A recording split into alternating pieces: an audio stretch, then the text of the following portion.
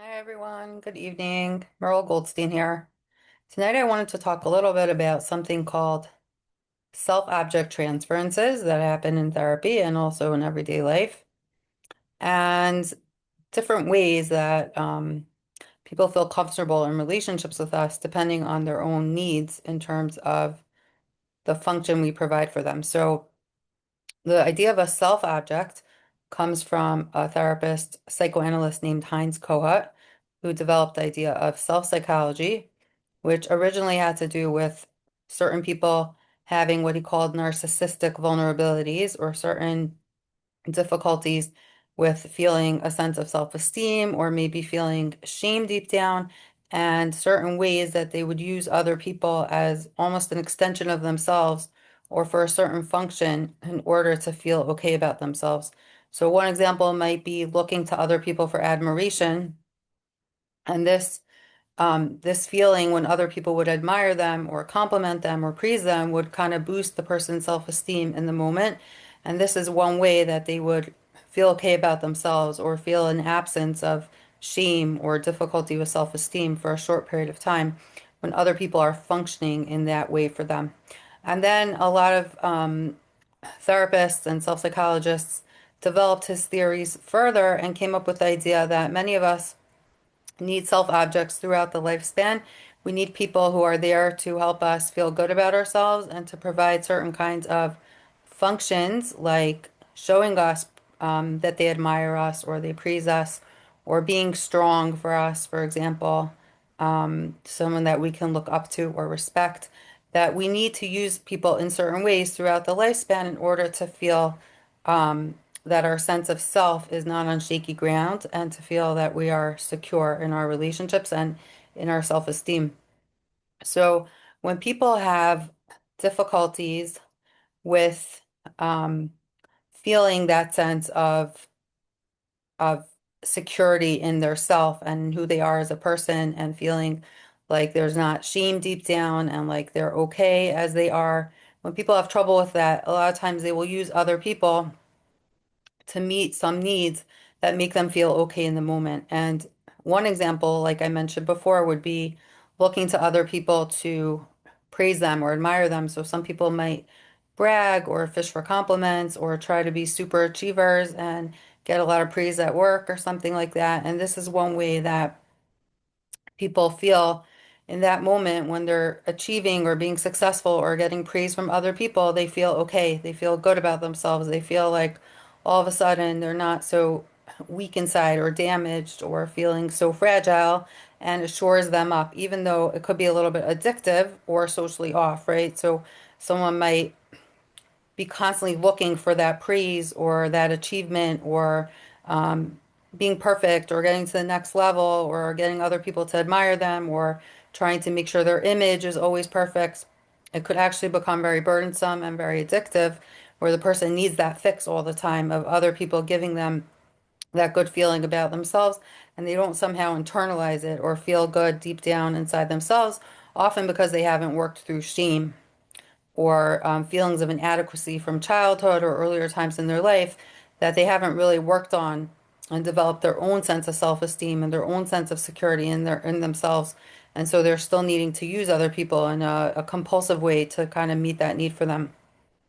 Some people also need to idealize someone else, so that means they need to find figures in their life that seem superior or super successful or someone that they look up to, admire, respect, and they try to have a connection with people like that, and that makes them feel proud by association or makes them feel good about themselves that they're associated with a person that seems to have a lot of esteem in the eyes of others. And this can come up in therapy as well, where sometimes clients will have a really hard time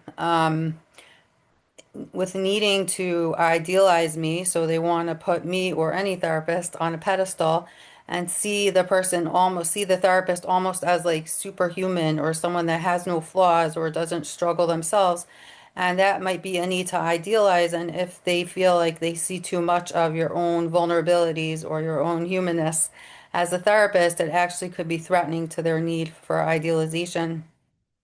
And then on the other hand, some people need to feel a sense of kinship or twinship where they feel like they can identify with you, like you're the same as them, or you're both kind of in it together. So maybe clients, for example, in therapy might come in and they might almost talk to me like a friend or try to engage me in a conversation where we're talking about something that's interesting to both of us or sharing recipes or something like that. And some clients who want to idealize me really don't like that, but other clients who need to feel a sense of identification and twinship and I'm normal and I'm like other people or there's someone in my corner and we're together like a little girl who's baking with her mother in the kitchen, right? That type of feeling,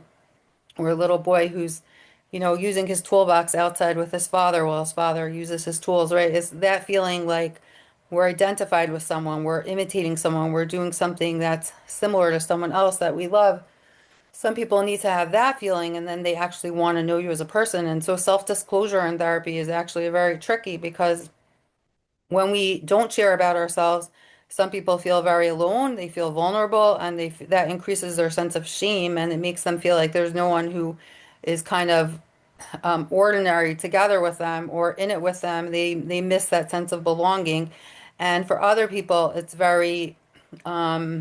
uncomfortable when they feel like they see too much of your realness as a person or your humanness as a therapist, and they want to be able to put you on a pedestal in their mind and see you as someone that maybe they could look up to, who is stronger than they are, who hasn't had the same challenges as they've had, or has overcome their challenges, or is kind of just perfect in some way. And then some clients will come in and either they'll criticize you as a therapist, or this could happen in other relationships as well. It doesn't only apply to therapy, where some people might put you down or criticize you in order to feel good about themselves or superior, or they may try to get you to admire them by kind of trying to brag about themselves, or they may say the same story over and over again that makes them feel good about themselves. And these are all ways of regulating a sense of self and security and also trying to avoid shame. A lot of times, shame is underneath a lot of these needs or neglected needs from childhood of emotional connection and love and feeling like your parents were so delighted in you and excited to see you, and your parents were people that you could be proud of and they weren't weird or different, or you weren't embarrassed of them. And so people have all these kinds of needs based on their childhood and where they've been in the past to to boost themselves up if they're not feeling so secure deep down. And we hope eventually that people can develop a sense of self that's independent of needing other people all the time to give them this food for their ego,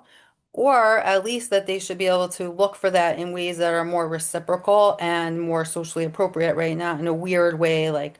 bragging about yourself all the time, but maybe where you compliment your spouse and your spouse compliments you, right? Or you look for positive things in other people to praise about them, but they also are able to praise others, right? Where there's something a little bit more interdependent about it, as opposed to just like one very hungry person for some ego boost and the other person just kind of meeting that need almost like as an object.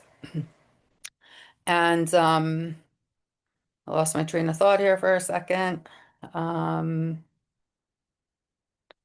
I don't know what else I was going to say about this, but I thought, this might be just something interesting to think about, how we use other people, how other people use us. Oh, I know what I was going to say. So I was going to say that when people are vulnerable in this way and I see their vulnerability, I try to really like build up their self-esteem for things that are healthy or things that are real about them, right? To kind of give them praise or compliments about things that actually are based on their effort or based on something unique about them or based on them trying to have empathy for other people, to try to build them up in that way in ways that are healthy and appropriate socially, but also give them that need that they have to feel like there's a little bit of a boost to their ego. And then eventually in therapy, hopefully we get to some of the shame and we're able to work through some of that. And people become a little bit less vulnerable and less needy to use other people as a self object, which is like a piece of themselves, right? Or an extension of themselves, or using another person as a function, as opposed to having a relationship where it's a two-person, two-way street where both people are engaging with each other, not looking to get a need filled, but actually looking to have intimacy and connection and to be able to share themselves with the other person. So those are just a few thoughts for tonight. I'm sorry about my little pause in the middle where I lost my train of thought. And feel free to leave any comments if you have any, or ask me any questions. All right, take care.